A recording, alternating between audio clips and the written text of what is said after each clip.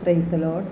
സ്നേഹമുള്ളവരെ, മലാക്കി 3:8 കർത്താവ് ചോദിക്കുന്നു, മനുഷ്യൻ ദൈവത്തെ കൊള്ളയടിക്കുമോ?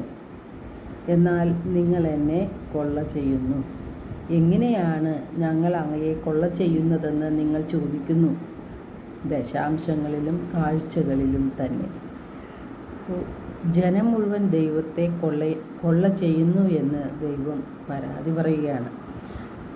ദശാംശം കൊടുക്കാതെയും മുടന്തുള്ളതിനെയും രോഗം ബാധിച്ചതിനെയും ദൈവത്തിന് കാഴ്ച സമർപ്പിച്ചുകൊണ്ട്, അതായത് മോശമായിട്ടുള്ളത്, നല്ലത് നമ്മുടെ കയ്യിലിരിക്കെ മോശമായിട്ടുള്ളത് കാഴ്ചയായി ദൈവത്തിന് സമർപ്പിച്ചുകൊണ്ട് നാം ദൈവത്തെ കൊള്ള ചെയ്യുകയാണ്. നമുക്കെല്ലാം തന്നത് നമ്മുടെ ധനവും നമ്മുടെ ആരോഗ്യവും നമ്മുടെ കഴിവുകളും നമുക്കുള്ളതെല്ലാം ദൈവത്തിൻ്റെ ദാനമാണ്.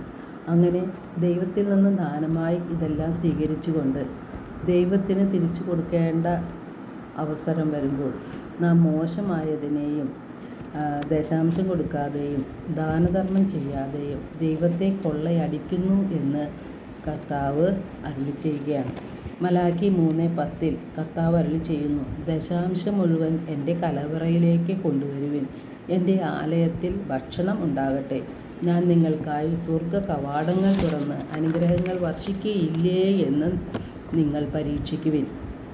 വിശുദ്ധ മത്തായിയുടെ സുവിശേഷം 23:23 യേശു ജനങ്ങളോടും തൻ്റെ ശിഷ്യന്മാരോടും അരുളി ചെയ്തു, കപടനാട്യക്കാരായ നിയമജ്ഞരെ, ഫരിസിയരെ, നിങ്ങൾക്ക് ദുരിതം.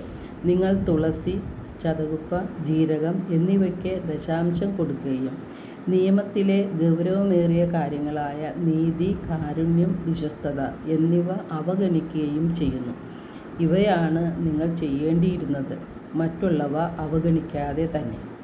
വിശുദ്ധ മത്തായിയുടെ സുവിശേഷം 23:28 തിരുവചനം പറയുന്നു, ബാഹ്യമായി മനുഷ്യർക്ക് നല്ലവരായി കാണപ്പെടുന്ന നിങ്ങൾ ഉള്ളിൽ കാപട്യവും അനീതിയും നിറഞ്ഞവരാണ്.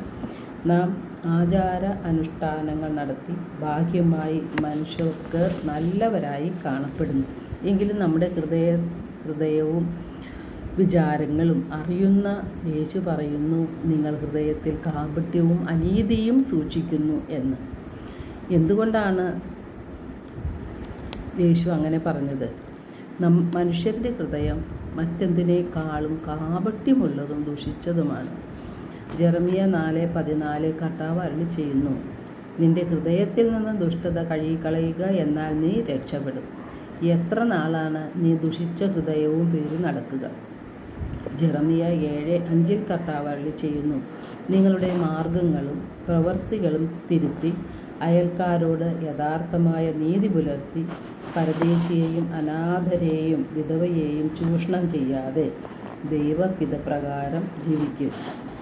ദൈവത്തെ സ്നേഹിക്കുന്നവൻ തൻ്റെ സഹോദരങ്ങളെയും സ്നേഹിക്കും.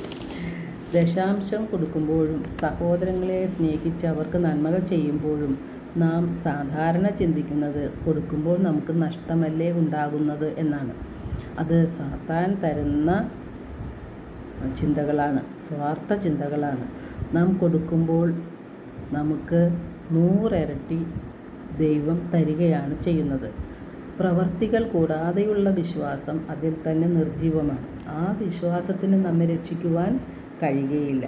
അപ്പോൾ മലാക്കി 3:10 കർത്താവ് അരുളി ചെയ്യുന്നത് പോലെ, ദശാംശം മുഴുവൻ എൻ്റെ കലവറയിലേക്ക് കൊണ്ടുവരുവൻ, എൻ്റെ ആലയത്തിൽ ഭക്ഷണമുണ്ടാകട്ടെ. ദശാംശം കൊടുക്കുമ്പോൾ ദൈവം നമുക്ക് തരുന്ന വാഗ്ദാനം എന്താണ്?